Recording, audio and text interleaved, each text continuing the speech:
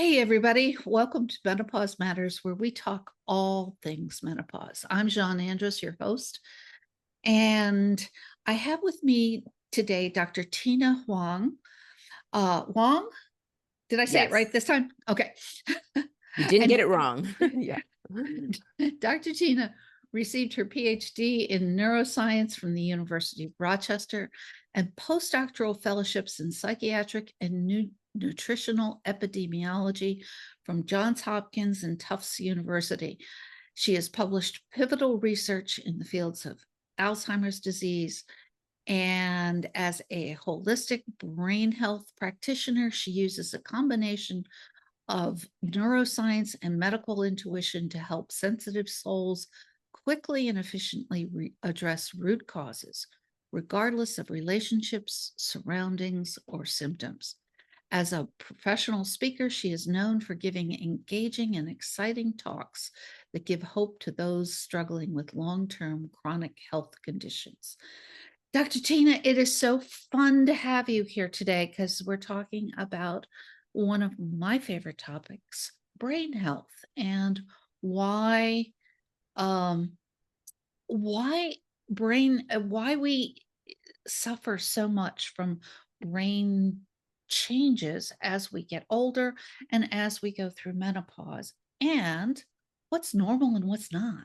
So Hmm. let's talk a little bit about why why these changes seem to happen and what's gone wrong, because they really don't have to happen, do they? They do not. They do not. I mean, I can't promise you that they won't happen because life happens and you don't have complete control over, what you get exposed to.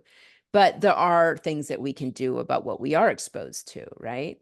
Mhm. But let me talk a little bit about why inflammation tends to accumulate with aging, and how it can manifest into degenerative disease. So one thing that's super important that most people don't realize is that, first of all, we have two main systems in our immune system. We have the B cells and the T cells, two different types of cells. And the thymus, which is right around here, stores our T cells, right? And what happens is it shrinks with age.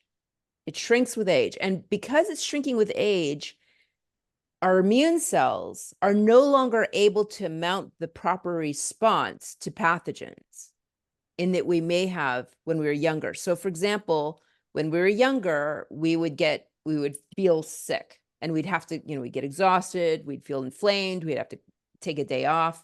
When we're older, we don't get that kind of response. And oftentimes doctors don't, you just start accumulating inflammation in different parts of your body, and we don't have really good methods to figure out where that inflammation is. The pathogens and the inflammation doesn't necessarily come out in tests that we do. So we accumulate inflammation, and then that can result in neurodegenerative disease. Mm. That So then there's also another aspect. Should I talk about the microglia a bit? Yeah, just talk about the microglia a bit. And Okay. I just so you know, if you're listening to this, this is part of a larger podcast available on Menopause Matters as a podcast, available wherever you listen to your podcasts. And Dr. Tina and I had a much longer discussion about this whole thing. So if this is exciting and interesting to you, go check it out. It should be episode 78, I believe. Awesome. Sorry about this. Okay. So the other thing that we need to know about in terms of inflammation in the brain is that, first of all, we have I think most people know about neurons, right? Neurons are those main cells, those main, nerves that are in our brains, and they run the show. They do the most of the things. But we've also got these supporting cells. And one of the types of supporting cells is called microglia. And I like to think of them as little Pac-Man. So they're basically eating up the debris. They're eating up the things that we don't want anymore. They're supposed to be our janitorial service, right? But what happens is that if we have too much inflammation in our brains, they can go on a full scale attack. And guess what they attack? They can Brains. attack our nerves. Exactly. They can attack the Eek. tissues that we need to preserve. So Yeah. we really want to make sure we keep inflammation in check. And there's a variety of things that we can do to have control over that. And that is a lot of what we covered in the podcast, and we're not Mhm. going to do it here now. You can go out and check that out. So, I one of the things I want to talk about just briefly is this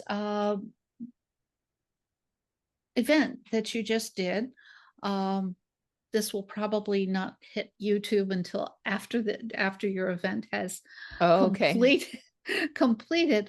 But you were talking about how frequencies can help our brain health. Yeah. And this is pretty fascinating to me. So tell us a little bit about this work and where what you're learning in this work on frequencies. And when we're talking about frequencies, we're talking about both light and sound. Right. So, there's not a ton of research specifically on, frequencies, and it's more like the effect of frequencies on states that we know more about, right? So the talk I'm giving on Monday on June 24th is called "Can Frequencies Rebuild Brains?" And I actually wrote a paper in brainwave entrainment on brainwave entrainment in the Journal of Alternative Therapies in Medicine. That was a review article looking at brainwave entrainment back 15, 20 years ago now. It's like 2008, I think, was when it was Wow. published. So it was quite a while ago. And the field has really boomed. It's blossomed quite a bit. And now we see sound therapy, and we see light therapy, and we see microcurrent therapy. And why is that growing? And so I talk a bit about why frequency medicine is so powerful and how it's powerful. But just briefly, we can even observe this, that when we listen to music, for example, depending on what we're listening to, it can get us into different states, right? Absolutely. It can get us either, riled up and angry and ready to fight, or it can get us excited, or it can get us happy, or it can mellow us out. And the same thing with lighting, right? All of this can modify our brain states, right? Absolutely. Lighting influences our ability to sleep, right? Or to be awake, right? So they all come down to frequencies, right? And as we get at the nuances, people who have played with frequencies now realize that their frequencies can do a lot of other things, like frequencies can modulate inflammation, right? There's a variety of different things that frequencies can do. Pathogens communicate via frequencies. Our bodies communicate with the rest of our bodies via frequencies. Our hearts, for example, emanate frequencies, right? That's Wow. the most powerful frequency generators, our Yeah. heart.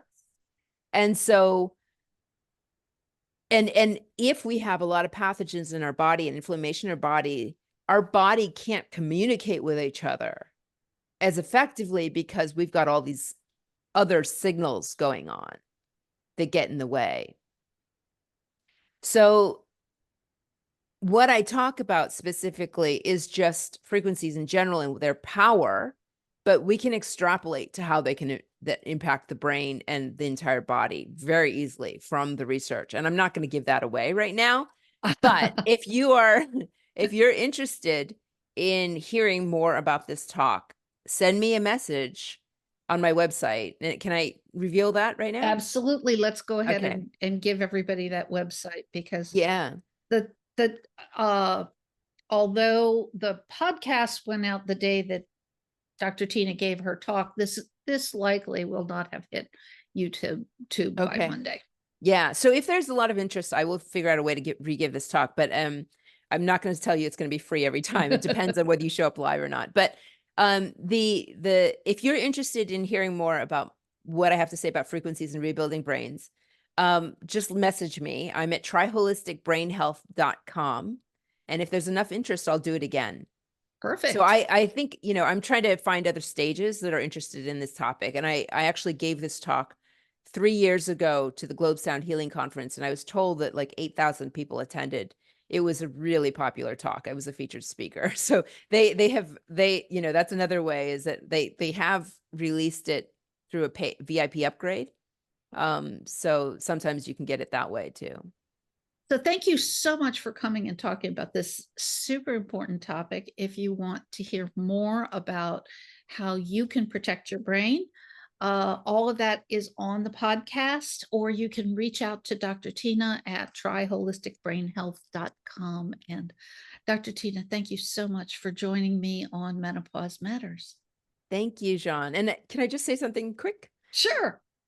We actually just touched on it in your podcast. There's a lot more that we need to Oh, do, but we absolutely. just touched on it. But yeah, She did a whole we got PhD on started. this. Yeah, She did a whole there's a lot more. PhD on this. So, But yeah, yeah, there is just so much on any of these topics that are so important to us as women and as we age, to keeping us ourselves strong and healthy and basically independent. So super important topic. And Dr. Tina, I can't wait to have you back to talk about some other things that we've talked about in our own private conversations. And it's been great having you. likewise. Thank you so much for having me.